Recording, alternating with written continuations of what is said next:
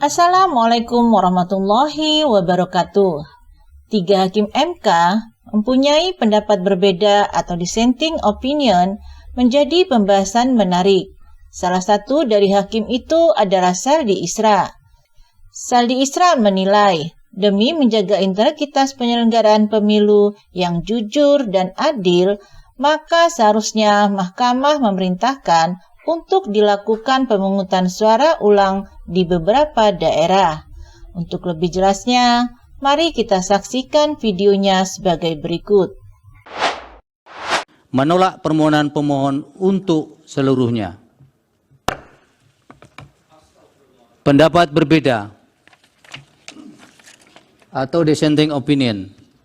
Terhadap putusan Mahkamah Konstitusi aku terdapat pendapat berbeda atau dissenting opinion dari 3 orang hakim konstitusi, yaitu Hakim Konstitusi Saldi Isra, Hakim Konstitusi Eni Nurbaningsih, dan Hakim Konstitusi Arif Hidayat sebagai berikut.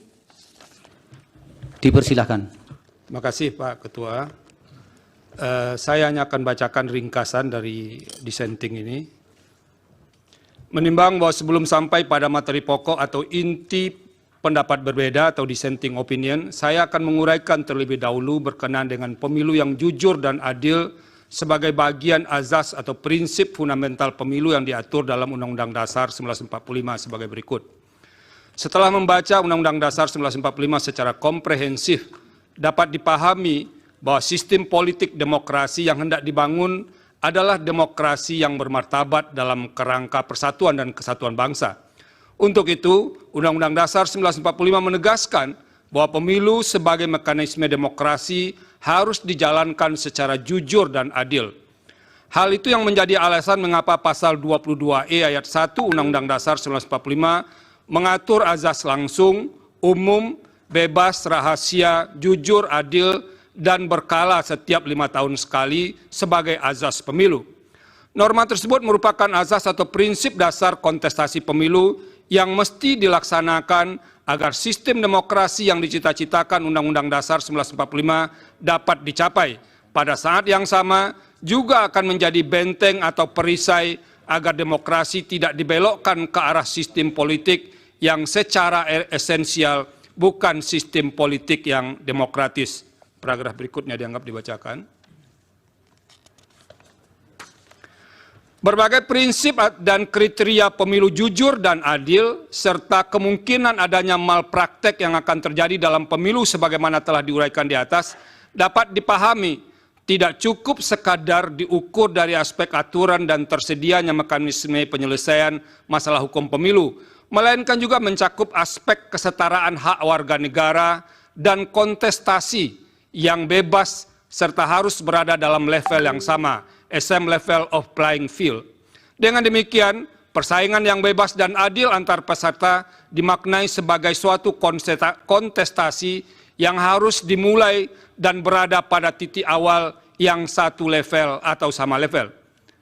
Tak hanya itu, dalam kontestasi, persaingan yang adil dan jujur dipahami pula sebagai upaya menempatkan hak pilih warga negara sebagai hak konstitusional atau constitutional rights yang harus dihormati secara setara tanpa adanya sikap dan tindakan curang di dalamnya. Berdasarkan kerangka teori sebagaimana diulas di atas, maka konsep pemilu jujur dan adil yang dikehendaki Undang-Undang Dasar 1945 dapat dibagi menjadi 2, yaitu pemilu jujur dan adil secara prosedural, serta pemilu jujur dan adil secara substansial. Selanjutnya dianggap dibacakan. Melampaui batas keadilan prosedural, azas jujur dan adil dalam pasal 22E ayat 1 Undang-Undang Dasar 1945 tidak hendak berhenti pada batas keadilan prosedur semata. Jujur dan adil dalam norma konstitusi tersebut menghendaki sebuah keadilan substantif. Bila mana hanya sebatas keadilan prosedural, azas pemilu jujur dan adil dalam Undang-Undang Dasar 1945 tersebut tidak akan pernah hadir. Sebab pemilu pada masa Orde Baru pun berjalan memenuhi segala prosedur yang ada, yang dilaksanakan memenuhi standar mekanisme yang ditentukan dalam Undang-Undang Pemilu ketika itu. Namun secara empirik, pemilu Orde Baru tetap dinilai curang karena secara substansial pelaksanaan pemilunya berjalan dengan tidak fair, baik karena faktor pemihakan pemerintah pada salah satu kontestan pemilu maupun karena faktor praktek penyelenggaraan pemilu yang tidak memberi ruang kontestasi yang adil bagi semua kontestan pemilu. Oleh karena itu, azas jujur dan adil dalam norma pasal 22E ayat 1 Undang-Undang Dasar 1945 menghendaki sebuah keadilan dan kejujuran pemilu yang lebih material. Jujur dan adil yang dikehendaki bukan hanya sekadar sikap patuh pada aturan, melainkan sikap tidak berlaku curang, tidak berbohong, dan tidak memanipulasi atau memanfaatkan celah hukum atau kelemahan aturan hukum yang ada untuk melakukan tindakan yang secara esensial merupakan praktek curam dalam sebuah kontestasi. Artinya, jujur dan adil dalam pemilu yang diinginkan konstitusi mencapai sesuatu yang bersifat hakiki dari arti kejujuran keadilan itu sendiri. Dalam arti, ukuran kejujuran dan adil bukan sebatas melihat dari sisi formalitas prosedur hukum, melainkan juga mencakup aspek yang berada di atas hukum, yaitu etika in casu etika dalam kontestasi pemilu. Etika dimaksud meliputi aspek bagaimana aturan main pemilu dirumuskan, proses pelaksanaan yang tunduk pada sikap jujur dari semua pihak, dan kehendak untuk menahan diri oleh semua pihak untuk tidak memanfaatkan kelemahan hukum pemilu untuk berlaku curang. Pemilu jujur dan adil sesuai dengan kehendak konstitusi adalah pemilu yang diikuti dengan sikap penuh ketulusan dan tidak berbohong, tidak curang, dan tidak memanipulasi dengan jalan apapun. Pemilu jujur dan adil adalah pemilu yang diikuti dengan sikap apa adanya, di mana antara pemilih dan calon yang dipilih sama sekali tidak terikat oleh sebuah praktek transaksi politik yang tidak didasarkan pada sikap dan tindakan yang mencederai kejujuran dan keadilan pemilu, sehingga bermuara pada rusaknya pemilu yang berintegritas. Menimbang bahwa berkenaan dengan semangat untuk mewujudkan azas jujur dan adil tersebut, sebagaimana telah ditegaskan dalam putusan akuo dan telah dipraktekkan serta menjadi pendirian sejak memutus perselisihan tentang hasil pemilu presiden dan wakil presiden 2004, Mahkamah tidak hanya memutus sebatas angka-angka statistik semata. Apabila Mahkamah dipasung dan dibatasi itu hanya menilai atau memeriksa angka semata, sama saja dengan menurunkan derajat amanah konstitusi dalam menjaga nilai-nilai konstitusi atau constitutional values dan prinsip-prinsip demokrasi, democratic principles. Secara empirik, Mahkamah tidak membatasi diri untuk hanya memeriksa dugaan kesalahan penghitungan atau perbedaan selisih suara semata. Dalam hal ini, untuk mewujudkan roh pasal 24 ayat 1 Undang-Undang Dasar 1945, dalam menyelenggarakan peradilan guna menegakkan hukum dan keadilan, Mahkamah tidak memasung dirinya dengan tafsir sempit, hanya sebatas angka. Jikalau Mahkamah memasung dirinya hanya sebatas angka, upaya mewujudkan pemilu berintegritas tidak ubahnya seperti mencari jarum dalam tumpukan jerami. Oleh karena itu, perdebatan perihal apakah Mahkamah hanya berwenang untuk memeriksa perselisihan angka saja harus diakhiri. Sebagai peradilan konstitusi, Mahkamah akan terus dan harus terus berfokus pada memeriksa berbagai persoalan yang dapat memengaruhi hasil pemilu. Selain itu, saya menyadari konstrain waktu dalam proses pembuktian dalam persidangan perselisihan hasil pemilu presiden dan wakil presiden sangat terbatas dan relatif sangat singkat. Oleh karena itu, sebagai seorang hakim saya memandang bahwa karakteristik pembuktian tersebut harus ditempatkan dalam kerangka untuk memberikan atau menumbuhkan keyakinan hakim dengan menggunakan standar yang tidak mungkin disamakan dengan pembuktian material yang ketat menggunakan prinsip beyond a reasonable doubt. Namun demikian, hakim tidak boleh memutus tanpa adanya dasar bukti sama sekali. Akan tetapi seorang hakim konstitusi dapat memutus sepanjang bukti yang ada dan fakta yang diperoleh dalam persidangan masih relevan serta menambah keyakinan pada diri hakim dalam menjalankan fungsi peradilan konstitusi sebagai amanat pasal 24C ayat 1 Undang-Undang Dasar 1945. Menimbang bahwa sekalipun tidak tunduk pada persoalan angka semata, dalam putusan aku, Mahkamah telah menyatakan permohonan pemohon tidak beralasan menurut hukum untuk seluruhnya. Terhadap pertimbangan hukum Mahkamah dalam menanggapi dalil-dalil pemohon, pada pokoknya saya memiliki posisi hukum serupa pada sebagian isu tersebut. terkecuali untuk beberapa persoalan yang menjadi tumpuan perhatian saya, termasuk sebagian argumentasi dalam permohonan. Ada dua hal yang membuat saya mengambil haluan untuk berbeda pandangan dengan pendapat mayoritas majelis hakim, yaitu dalam satu, persoalan mengenai penyaluran dana bantuan sosial yang dianggap menjadi alat untuk memenangkan salah satu peserta pemilu presiden dan wakil presiden. Dua, perihal keterlibatan aparat negara, pejabat negara atau penyelenggara di sejumlah daerah. Karena tidak mudah untuk membelahnya secara tegas, kedua masalah tersebut akan diuraikan secara berkelindan sebagai berikut. Bahwa pemohon mendalilkan persoalan di atas dalam uraian yang tersebar dalam sebagian besar permohonan, tanpa bermaksud menyederhanakan permasalahan tersebut, melainkan mempermudah dalam menjawab dalil permohonan. Saya tidak akan menanggapinya dengan memperinci setiap uraian dalil dalam permohonan. Saya mengambil inisiatif untuk menanggapi dalam dua bahagian besar. Pertama, melihat aspek dalil dan fakta yang dikemukakan secara konkret dan spesifik, kemudian melihatnya secara umum dalam konteks pengelolaan anggaran negara dan pelaksanaan program pemerintah dalam kurun waktu yang berdekatan dengan penyelenggaraan pemilu.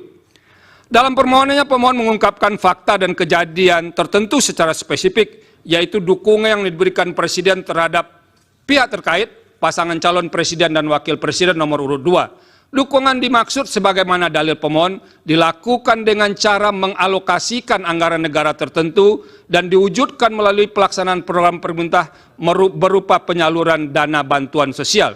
Ditambahkan oleh pemohon, salah satu mekanisme penyaluran dana bantuan sosial dilakukan dan atau dikemas beriringan dengan kunjungan kerja Presiden ke beberapa daerah. Cara demikian umum pemohon merupakan bentuk kampanye terselubung dan memberi kontribusi besar atau signifikan terhadap penambahan suara pasangan calon Presiden dan Wakil Presiden nomor urut 2. Selanjutnya dianggap dibacakan. Namun demikian, fakta konkret sebagaimana menjadi objek penilaian di atas tidak bisa dilepaskan secara kontekstual atas pengaruh dari unsur-unsur lain yang menimbulkan hubungan sebab akibat. Sebagaimana membaca teks, maka membaca tidak hanya melihat pada huruf mati yang ada di hadapannya, melainkan harus pula mengetahui latar belakang susunan kata dan kalimat untuk dapat memahami makna dari teks dimaksud. Begitu pula halnya dengan membaca sebuah peristiwa. Kejadian itu tidak mungkin berdiri sendiri tanpa ada peristiwa lain yang memengaruhinya. Oleh karena itu, saya akan menilai dalil yang diutarakan pemohon mengenai penyaluran dana bantuan sosial yang dikaitkan dengan pengaruhnya bagi penambahan suara pasangan calon yang mendapat dukungan Presiden secara kontekstual. Hal ini pun sejatinya yang menjadi pertimbangan mahkamah secara umum dengan mengambil inisiatif untuk memanggil dan meminta keterangan beberapa menteri dalam persidangan. Saya percaya mahkamah pun ingin menggali lebih dalam terhadap dalil-dalil dan fakta yang diungkapkan oleh pemohon dan memeriksa silang dalil tersebut kepada pihak yang berwenang berkenaan dengan penyaluran dana bantuan sosial dikaitkan dengan unsur-unsur lain yang menimbulkan relasi sebab akibat. Ada beberapa hal penting yang menjadi pertimbangan saya terkait dengan isu penggunaan bantuan sosial untuk menilainya dalam konteks yang lebih umum, yaitu mengenai hakikat keuangan negara atau anggaran negara dan tugas pemerintahan serta pelaksanaan program pemerintah yang diimplementasikan berhimpitan dengan waktu penyelenggaraan pemilu, inkasu tahap kampanye dan pemungutan suara. Yang menjadi persoalan besar dalam kaitan antara penggunaan uang dalam pemilu adalah berkenaan dengan sumber dana tersebut. Jikalau uang yang digunakan peserta pemilu bersumber dari keuangan publik atau anggaran negara, maka derajat persoalan yang harus dihadapi akan bertambah berkali lipat. Sebab penggunaan keuangan negara yang tidak sesuai dan dapat diartikan sebagai penyalahgunaan kekuasaan. Padahal secara konstitusional, hakikat keuangan negara harus dipergunakan bagi kepentingan umum yang sebesar-besarnya kemakmuran rakyat. Pasal 23 ayat 1 Undang-Undang Dasar 1945, tanpa boleh ditunggangi untuk kepentingan yang bersifat pribadi maupun segelintir kelompok. 3 Hakim Mahkamah Konstitusi atau MK menyatakan pendapat berbeda terkait putusan permohonan gugatan perselisihan hasil pemilihan umum atau PHPU yang diajukan oleh kubu Anies Baswedan dan Muhaimin Iskandar atau Amin terkait pemilihan presiden atau Pilpres 2024 yang akhirnya ditolak seluruhnya. Ada pendapat berbeda atau dissenting opinion dari 3 hakim konstitusi terhadap putusan Mahkamah Konstitusi yang sebelumnya, kata Ketua MK Soehartoyo saat persidangan di Gedung MK Jakarta pada Senin 22 April. 3 hakim konstitusi tersebut adalah Saldi Isra, Eni Nurbaningsih, dan Arief Hidayat. Dengan demikian, dari total 8 hakim konstitusi, 5 menyatakan menolak permohonan seluruhnya, yaitu Soehartoyo, Guntur Hamzah, Daniel Yusmik P. Fuk, Ridwan Mansur, dan Arsul Sani. Sebelumnya, Majelis Hakim MK telah menjatuhkan putusan menolak seluruhan permohonan gugatan PHPU terkait Pilpres 2024 yang diajukan kubu Anies Baswedan dan Muhaimin Iskandar. Nomor perkara PHPU yang diajukan Anies Muhaimin adalah 1-Romawi22-2024. Saldi Isra menilai dalil permohonan pasangan calon presiden dan wakil presiden nomor urut 1 itu sepanjang berkenaan dengan politisasi bantuan sosial atau bansos dan mobilisasi aparat atau aparatur negara atau penyelenggaraan negara beralasan menurut hukum. Demi menjaga integritas penyelenggaraan pemilu yang jujur dan adil, maka seharusnya Mahkamah memerintahkan untuk dilakukan pemungutan suara ulang di beberapa daerah, sebagaimana disebut dalam pertimbangan hukum di atas, kata Saldi dalam sidang pembacaan putusan di Gedung 1 MKRI Jakarta pada hari Senin. Berdasarkan pertimbangan hukum dan fakta di persidangan, Saldi menilai pembagian bansos untuk kepentingan elektoral tidak mungkin dinafikan sama sekali. Oleh karena itu, ia merasa mengemban kewajiban moral untuk mengingatkan guna mengantisipasi dan mencegah terjadinya hal serupa dalam pemilu. Terlebih dalam waktu dekat, yang hanya berbilang bulan akan dilaksanakan pemilihan kepala daerah, imbuh Wakil Ketua MK itu. Selain itu, setelah membaca keterangan Bawaslu, fakta persidangan dan mencermati alat bukti secara seksama, dia meyakini bahwa memang telah terdapat masalah netralitas pejabat atau PJ, kepala daerah dan pengerahan kepala desa, yang terjadi antara lain di Sumatera Utara, Jakarta, Banten, Jawa Tengah, Kalimantan Barat, dan Sulawesi Selatan, ujarnya. MK memutuskan untuk menyatakan menolak seluruh permohonan calon presiden dan wakil presiden nomor urut 1 Anies Baswedan Muhaimin Iskandar dalam perkara perselisihan hasil pemilihan umum atau PHPU Pilpres 2024. Mengadili dalam eksepsi menolak eksepsi termohon dan pihak terkait untuk seluruhnya. Dalam pokok permohonan menolak permohonan pemohon untuk seluruhnya, kata Ketua MK Soehartoyo membacakan amar putusan di Gedung 1 MKRI Jakarta pada hari Senin. Dalam konklusinya, Mahkamah menilai permohonan Anies Muhaimin tidak beralasan menurut hukum untuk seluruhnya. Terhadap putusan tersebut, terdapat pendapat berbeda atau dissenting opinion dari 3 hakim konstitusi, yakni Saldi Isra, Eni Nurbaningsih, dan Arief Hidayat.